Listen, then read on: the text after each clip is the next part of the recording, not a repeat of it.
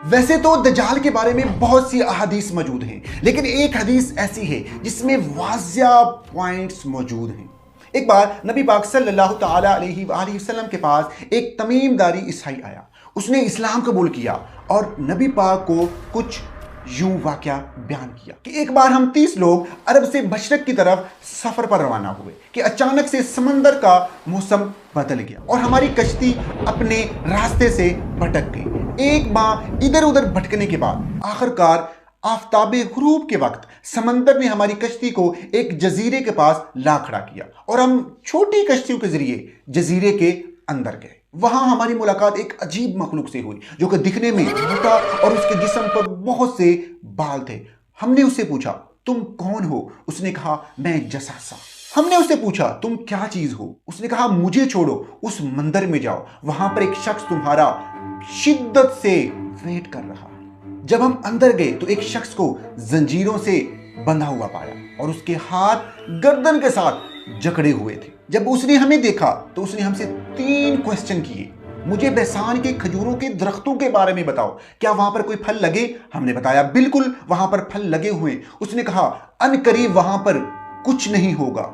फिर उसने कहा, मुझे बुहेरा तिबिया के बारे में बताओ, क्या वहां पर पानी है? हमने कहा, वहां पर बहुत पानी है। उसने कहा, अनकरीब वो खुश्क हो जाएगा। फिर उसने कहा, मुझे ज़गर के चश्मे के बारे में बताओ। हमने कहा, वहां पर बहुत पानी है और वहां के बाशिंदे उससे खेती बाड़ी भी करते हैं।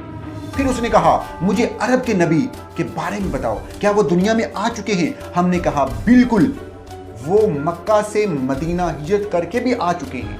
फिर उसने कहा, मैं बताता हूं मैं कौन हूं, मैं दज्जाल हूं।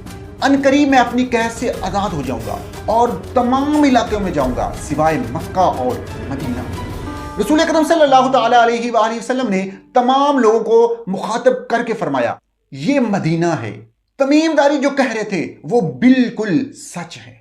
याद रखो, दज्जाल शाम और यमन के समंदर में नहीं है। और अपने हाथ से मशरक की तरफ इशारा करके फरमाया, दज्जाल मशरक में है, दज्जाल मशरक में है, दज्जाल मशरक में है। अब सिंपल सी बात है कि उनकी कश्ती मशरक की तरफ एक जजीरे पर रुकी थी। देखिए, मदीना के ईस्ट में अरेबियन सी है और इसमें 4 जजीरे हैं। Lakshadweep in India, Socotra in Yemen, Masirah in Oman, Astola in Pakistan. हदीस में वाज़ह मौजूद है कि दज्जाल यमन के समंदर में नहीं होगा। अब ये 2 आइलैंड तो निकल गए। नबी पाक सल्लल्लाहु ताला अलैहि वसल्लम ने जो मशरक की तरफ इशारा किया था, अगर वहां से हम एक सीधी लाइन खींचे तो वो एस्टोला के ऊपर से गुजरती है और जसासा ने लोगों को मंदिर में भेजा था। और जो इंडिया में जजीरा है वहां पर कोई मंदिर नहीं है, लेकिन पाकिस्तान की आइलैंड एस्टोला में मंदिर मौजूद है और वो भी 2000 साल पुराना। और वो मंदिर भी हिंदुओं की सबसे खतरनाक देवी, जो दिखने में बहुत खतरनाक और उसके जिस्म पर घने घने बाल भी हैं।